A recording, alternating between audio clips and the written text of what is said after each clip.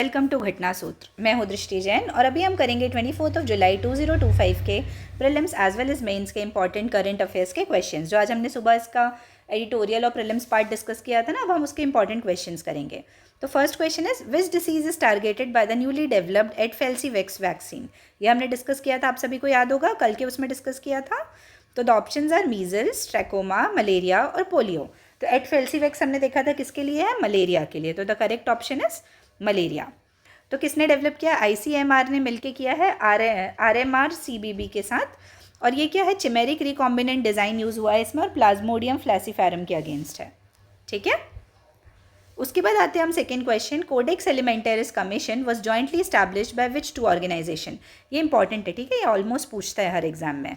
तो कौन कौन से ऑर्गेनाइजेशन ने मिलकर स्टैब्लिश किया है। तो the options are WTO UNICEF, FAO WHO, WHO UNDP, world bank और FAO। तो करेक्ट आंसर इसका क्या है, FAO और WHO। इसको याद रखना ना, थोड़ा इंपॉर्टेंट है।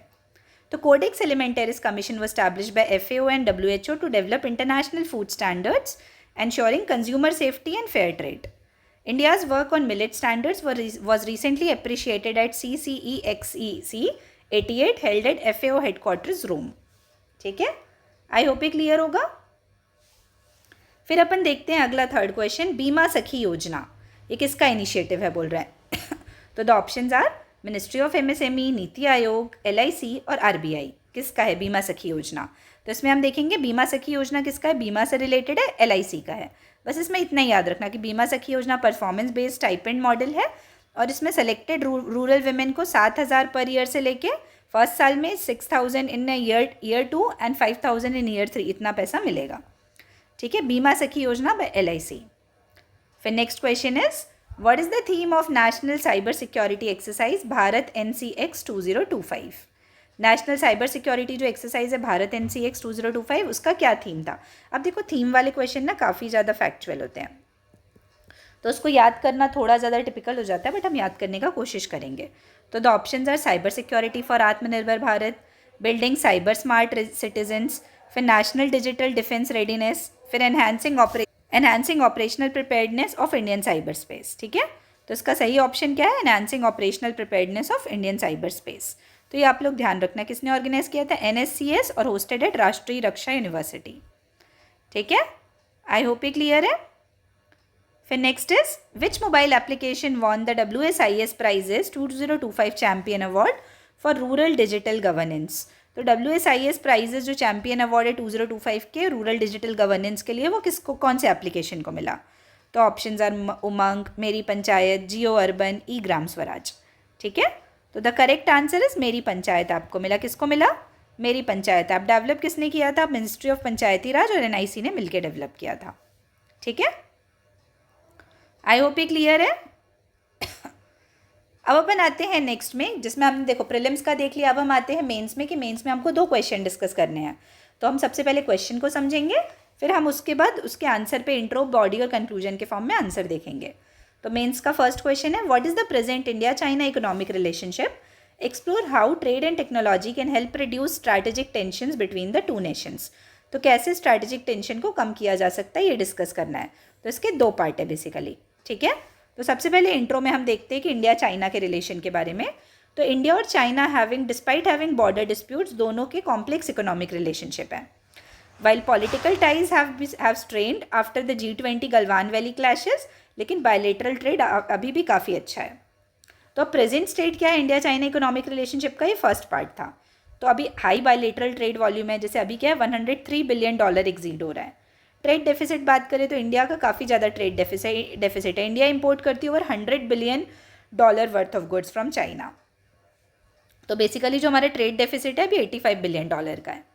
फिर इन्वेस्टमेंट ट्रेड की बात की जाए तो चाइनीज़ FDI है जो इंडिया में, वो डिक्लाइन हुआ है पोस्ट 2020। स्ट्रैटेजिक डीकपलिंग फैक्टर्स क्या है, इंडिया ने बहुत सारे स्टेप्स लिए आत्मनिर्भर भारत के लिए, जैसे चाइनीज़ ऐप्स को बैन किया है, चाइनीज़ इन्वेस्टमेंट को रिव्यू में किया है, तो इसके कारण बहुत ज़्यादा इंपैक्ट आया है ट्रेड पे। अब क्या है सेकेंड पार्ट की स्कोप क्या है ट्रेड और टेक्नोलॉजी का इन रिड्यूसिंग स्ट्रैटेजिक टेंशंस। तो मतलब पार्ट ये है कि इकोनॉमिक्स कैसे हेल्प कर सकता है स्ट्रैटेजिक टेंशन को एस करने में। तो the first is economic interdependence as a deterrent.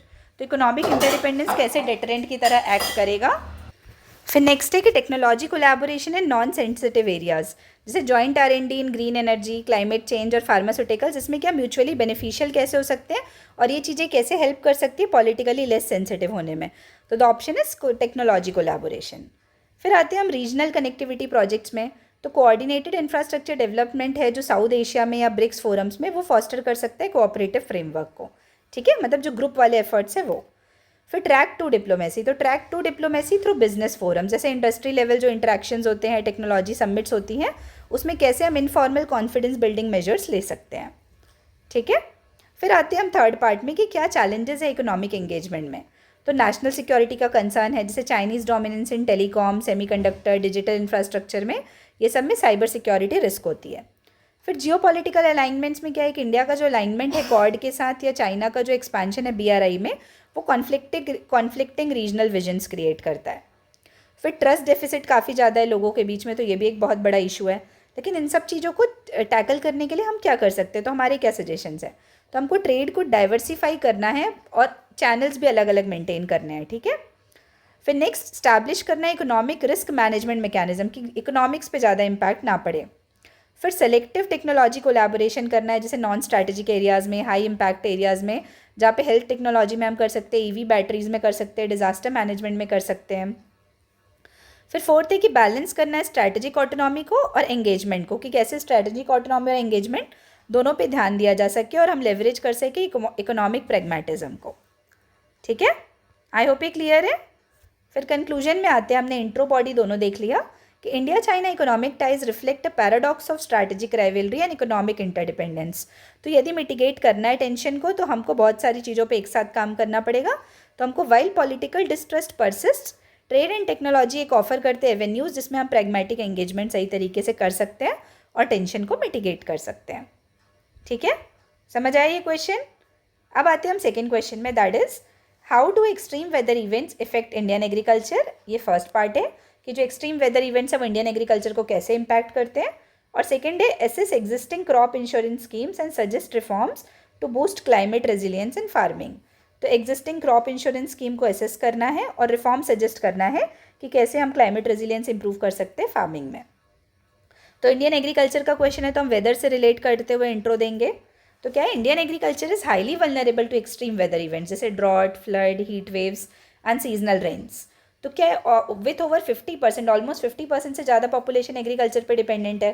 तो यदि क्लाइमेट चेंज वगैरह आता है तो हमको इम्पैक्ट होता है फूड सिक्योरिटी पे, फार्मर की इनकम पे, और इसीलिए हमको फिर क्या ज़रूरी हो जाता है, इफेक्टिव क्रॉप इंश्योरेंस और अलग अलग एडेप्टिव स्ट्रैटेजीज़।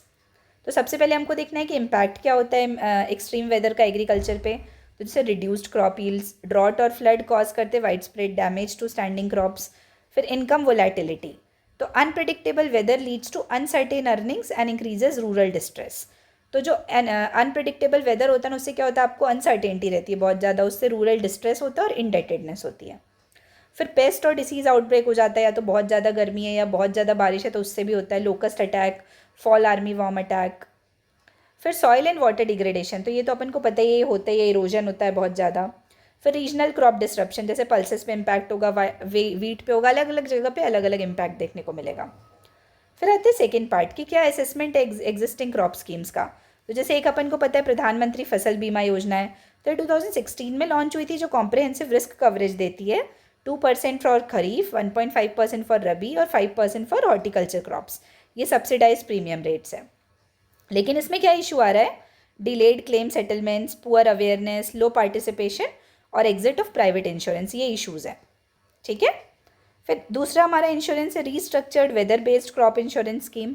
तो इसमें क्या है, इसमें क्या इशू है, मिसमैच, इंडेक्स मिसमैच हो जाता है, जहाँ पे फार्मर को बहुत ज़्यादा लॉस हो जाता है डिस्पाइट फेवरेबल वेदर पैरामीटर्स, मतलब क्योंकि बहुत सारी चीज़ें कवर नहीं होती ना, तो फार्मर्स को लॉस हो जाता है। तो बेसिकली क्या क्या इश्यूज़ है, लो कवरेज की, सही तरीके से कवरेज नहीं है, जैसे फसल बीमा योजना में सिर्फ 27% of the gross area covered है। फिर ऑपरेशनल लॉसेस बहुत ज़्यादा, lack of timely data, poor grievance redressal, exclusion of tenant farmers included नहीं है। फिर प्राइवेट सेक्टर का एग्जिट, बहुत सारे प्राइवेट सेक्टर एग्जिट कर रहे हैं, तो इससे इनएफिशिएंसी भी आ रही बहुत ज़्यादा। अब इसके लिए हम कर क्या सकते हैं, तो हम स्ट्रेंथन करेंगे डाटा इंफ्रास्ट्रक्चर को, ऑटोमेटिक वेदर स्टेशन लाएंगे, रिमोट सेंसिंग यूज़ करेंगे, इंक्लूड करेंगे हम टेनेंट और स्मॉल फार्मर्स को, जैसे फसल बीमा योजना में। फिर इंश्योरेंस को वॉलेंट्री करेंगे और अट्रैक्टिव बनाएंगे, मतलब अच्छे कस्टमाइज्ड रेट्स रखेंगे।